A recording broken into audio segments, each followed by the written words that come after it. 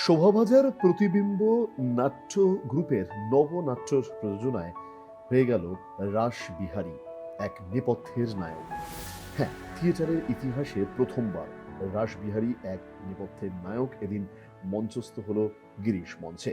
নাটক সুমন্ত্র চট্টোপাধ্যায়, বিন্যাস চারুনক চট্টোপাধ্যায়, মঞ্চ পরিকল্পনা বিলু দত্ত, আলো সৌমেন চক্রবর্তী, আবহ স্বপন বন্দ্যোপাধ্যায়, গানের কণ্ঠ এবং সুর সাজিয়েছেন সুজন মুখোপাধ্যায়, আমাদের সবার প্রিয় নীল। স্বাভাবিকভাবেই রাসবিহারী এদিন তার অভিনয় এবং গোটা যে নাটকের কাহিনী বিন্যাস তা উপস্থিত দর্শকদের মন জয় করে নিয়েছে। খুব ভালো লেগেছে। তো রাসবিহারী সম্বন্ধে অনেকটা জানা হলো, আশা করব আমাদের মুখ থেকে সবাই যেন জানো, নেক্সট শো যেন সবাই আবার দেখতে আসে। কিছু আননোন জিনিস জানতে পারলেন রাসবিহারী। রাসবিহারী যে একজন ব্যক্তিত্ব, অভিনয় কেমন লেগেছে? Super super. রাসবিহারী ভেরি অসম অভিনয়, সিনেমার মতো লাগে। ইতিহাসকে আমরা ফিরে দেখলাম রাসবিহারী বসু। রাসবিহারীকে এত কাজ করে জানতাম না, আইডিয়া চলে আসে না। ভালো অভিনয় করেছে, সেটা ভালোই হয়েছে। ইতিহাসকে ফিরে দেখার থেকে বেশি বলবো যে আমাদের হিস্টোরিয়ানদের দোষ, ইতিহাসটাকে আমরা চেপে রেখেছি। তো এই ইতিহাসগুলো আই ওপেনার, দিস ইজ ভালো লেগেছে, খুবই ভালো। কিন্তু অন্য বিষয় নিয়ে রাসবিহারী বোসকে নিয়ে তো আমরা সেভাবে জানতেই পারি না, বই না পড়লে। খুব ভালো লেগেছে। অভিনয় নিয়ে কি বলবো? অভিনয়ও ভালো হয়েছে, সবারই ভালো হয়েছে। খুব ভালো লাগলো। রাসবিহারীকে নতুনভাবে চিনলাম, ভালো লেগেছে। কি বলতে চাইবেন যে এরকম একটা মানে আননোন ফ্যাক্টস রাসবিহারী বসুর ব্যাপারে জানতে রাসবিহারীকে একটা নতুনত্ব লাগলো, এটা অনেকেই জানে না। আমি সিস্টেমে নিয়ে আসছি, যাই হোক, যে আমাদের ন্যাশনাল আর্মি মানে ইন্ডিয়ান সুভাষচন্দ্র বোস প্রতিষ্ঠা করে দিলেন, কিন্তু এটাতে রাসবিহারী বোসের ভূমিকা ছিল, এটা একটা নতুনত্ব। এটা আমি জানতাম না, এত বছর এই প্রথম জানলাম যে উনি এটাকে ইন্সপায়ার করেছিল, তারপরে সুভাষচন্দ্র বোস এটাকে এগিয়ে নিয়ে গেছে। এটা একটা নতুনত্ব, এছাড়া ভালো লেগেছে। ডিরেকশন খুবই ভালো হয়েছে, কাস্টিং ভালো হয়েছে, এবং সবচেয়ে চমকপ্রদ যে ব্যাকগ্রাউন্ড যে ছবিগুলো দেখানো হয়েছে ওটাও খুব ভালো হয়েছে, এবং লাস্টে যেই ফ্ল্যাগগুলো করা।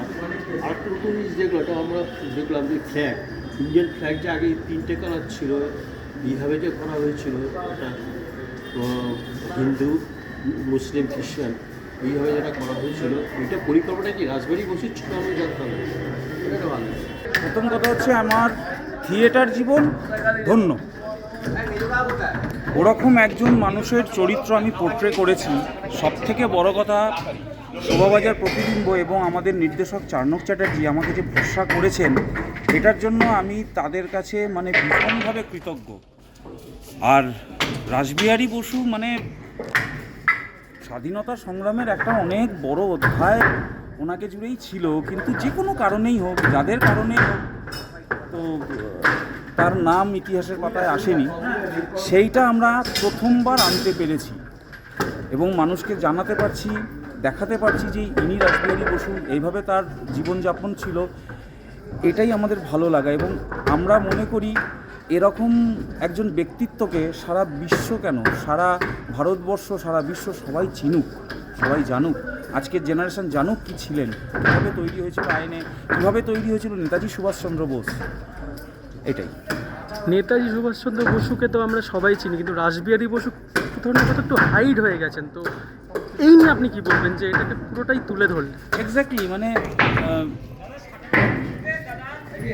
রাসবিহারী বসুর হাতেই তৈরি হচ্ছে নেতাজি সুভাষচন্দ্র বসু, এবং 14 বছর ধরে নেতাজি সুভাষচন্দ্র বোসকে অবজারভেশনে রেখেছি যে এর হাতেই আমি দায়িত্ব দেব। এটার জন্য 14 বছর সময় নিয়েছিলেন ওনাকে তৈরি করতে, ওনাকে অবজারভেশনে রাখতে, ঠিক আছে। আর নাট্যকার একটা ডায়লগ আমাকে দিয়ে বলিয়েছে যে এই রাখি বাহেনদের মতন মানুষের কথা সেদিন ইতিহাসে লেখা হবে না, সেদিন যারা ক্ষমতায় থাকবে তাদের পছন্দের লোকের কথাই বেশি বেশি করে লেখা হবে। তো নেতাজিকেও ঠিক মতন অ্যাসেস করেনি আমাদের ভারতবর্ষ।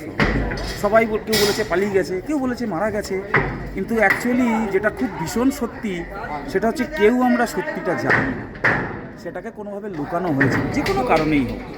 আমরা এটা করতে গিয়ে অনেক রিসার্চ করেছি রাসবিহারী বসুর জীবনী নিয়ে। বসন্ত বিশ্বাস বীরেন্দ্র, সবাইকে নিয়ে আমরা রিসার্চ করেছি এই কাজটা করার জন্য। কতদিনের রিহার্সাল ছিল এটা? পুরো 1 বছর। আপনার নাম? এবং আমার নাম অমিত রায়। সব থেকে বড় কথা, এই নাটকটার রিহার্সাল দিয়ে শুরু হয়নি।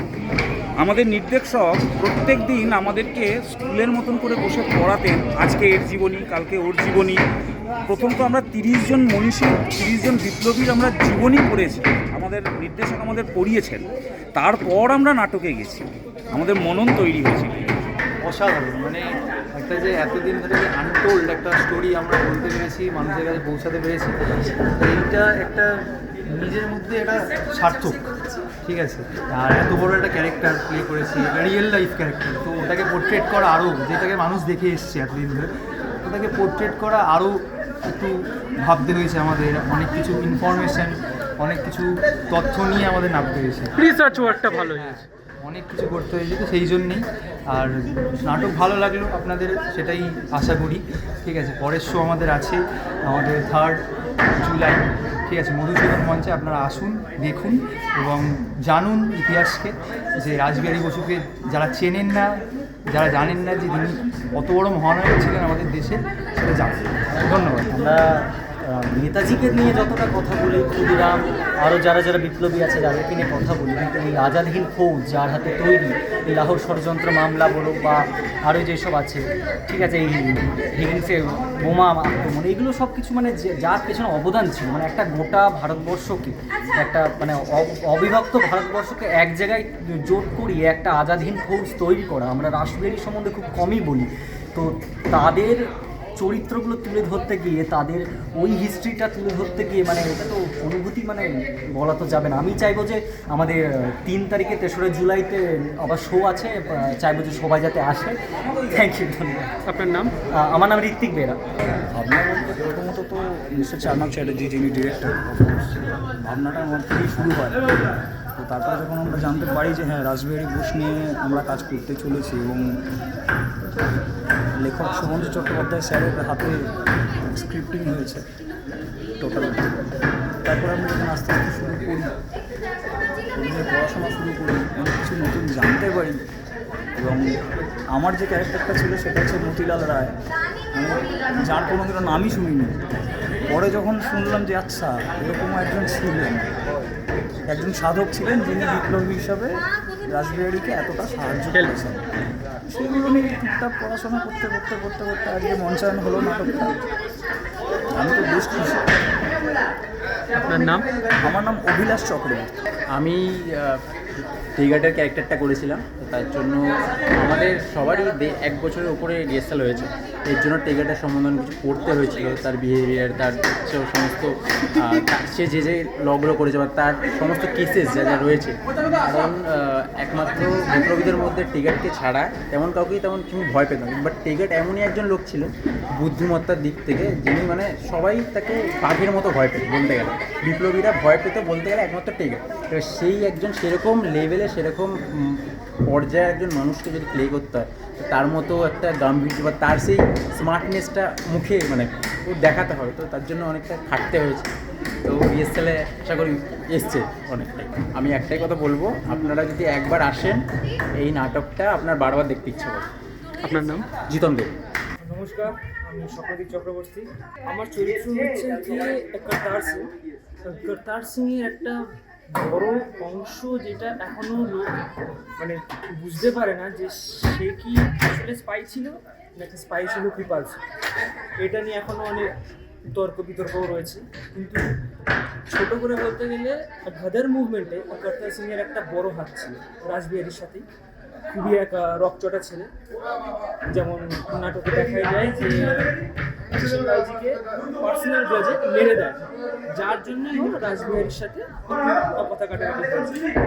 পরে নিজের জন্যে সে ব্রিটিশের সাথে হাত মেলায়, একাধিক মানুষকে, একাধিক বিপ্লবীদেরও ফাঁসিয়ে দেয়, যেটা আমরা দেখতে পাই।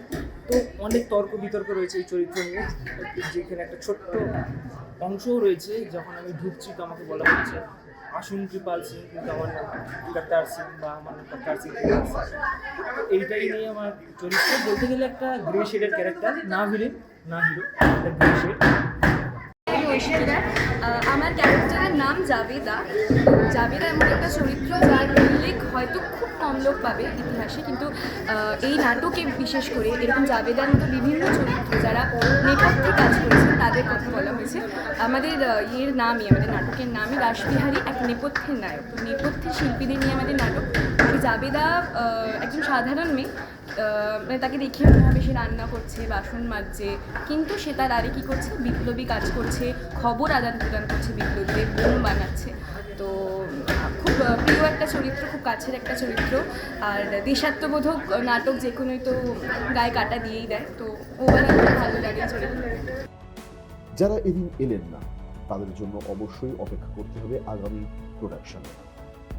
থিয়েটারের ইতিহাসে প্রথমবার রাসবিহারী এক নেপথ্যের নায়ক, সত্যি অসাধারণ তার রূপে গুণে সাবলীল অভিনয় দর্শকদের মন জয় করে দিলেন।